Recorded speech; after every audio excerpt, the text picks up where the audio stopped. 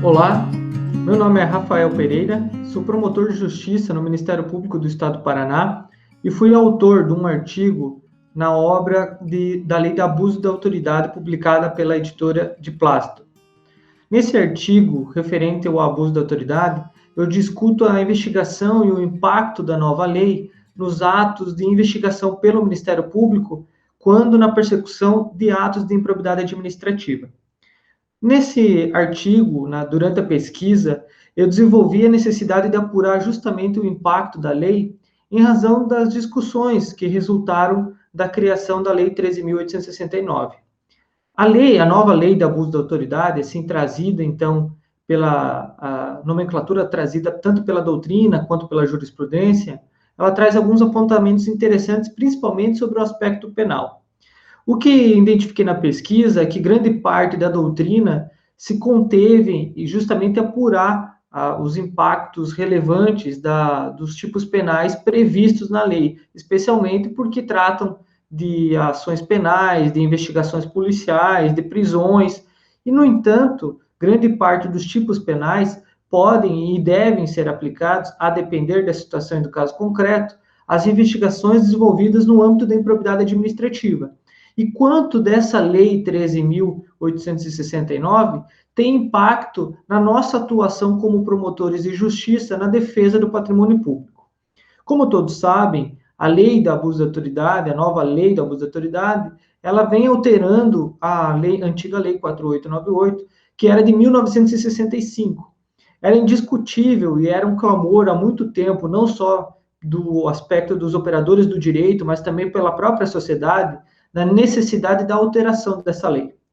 Contudo, os processos legislativos que se deram para a criação dessa lei, ela acabou alterando o próprio fim que se buscava, que era justamente uma reprimenda maior dos servidores públicos que utilizassem do seu poder na ação ou um abuso de excesso. Ocorre que, durante a tramitação, houve até uma discussão sobre a famoso tipo penal relacionado ao direito de interpretar, né, ou a hermenêutica, né? Haveria, então, até a criação desse tipo penal. Isso não foi observado e não foi aplicado à nova lei. Entretanto, os demais tipos penais, eles demonstram uma forte reação às autoridades que combatem os crimes, especialmente da corrupção. É de se notar que a norma de abrangência, desde o seu artigo 1º, embora ela se refira tanto aos agentes públicos e políticos, servidores públicos ou não, inclusive incorporando um tratamento antes necessário pela jurisprudência, e no seu artigo 2º, se referindo que se aplica a membros do Ministério Público, Poder Judiciário, Poder Executivo e Legislativo, os seus tipos penais não se referem à atuação desses agentes, e sim à atuação do Poder Jurisdicional, através do seu Estado juiz, normalmente quando decide por prisões, alguns tipos penais especificamente em relação a isso, também para a autoridade policial, quando nas investigações iniciar a investigação sem, por exemplo, uma justa causa, e especialmente também para o Ministério Público.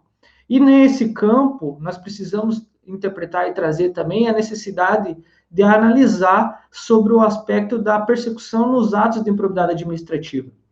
No meu estudo, eu aponto isso, trago quais são normalmente as diligências realizadas no âmbito da improbidade administrativa e que têm reflexos, ou que poderão ter reflexos, na nova lei do abuso da autoridade.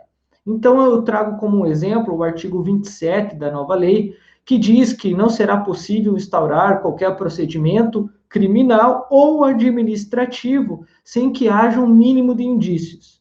E aí, no artigo, demonstro, por exemplo, que nesse tipo penal há claro direcionamento para as autoridades policiais e para o Ministério Público, que possui, além do seu poder de requisição, o próprio poder investigatório assegurado pela nossa Constituição.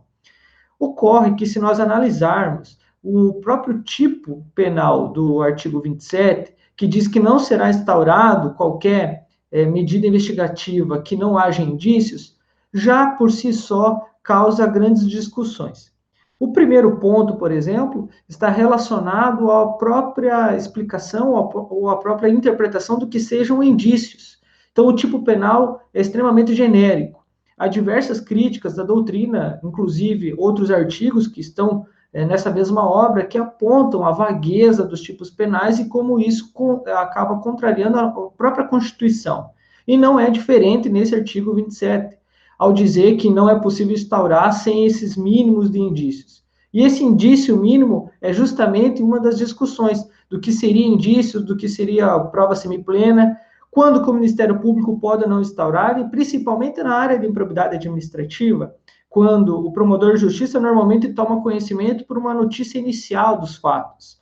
E aí eu abordo também, além desse tipo penal, diversos outros que se relacionam com a prática de investigação na área de improbidade administrativa, e também aponto o que ocorre se vier uma notícia de fato anônima, qual a providência, se o promotor de justiça instaurar uma notícia de fato para apurar um ato de improbidade administrativa que seja anônima, ele estará respondendo, ou poderá responder pela lei de abuso de autoridade? Então, isso eu trago na pesquisa, como também os outros artigos que se relacionam com a prática de investigação de ato de improbidade administrativa. Artigo 30, artigo 31, todos eles que se referem ao nosso poder investigatório enquanto agentes políticos do Ministério Público, no seu exercício próprio e constitucional de investigação e apuração de atos de improbidade administrativa. Durante toda a pesquisa, eu faço esse confronto entre a fase pré-processual, ou seja, a fase investigatória, e a aplicação da lei de abuso de autoridade. A própria lei de abuso de autoridade, ela se refere a um aspecto que ficou bem caracterizado e discutido, que é a indisponibilidade de bens.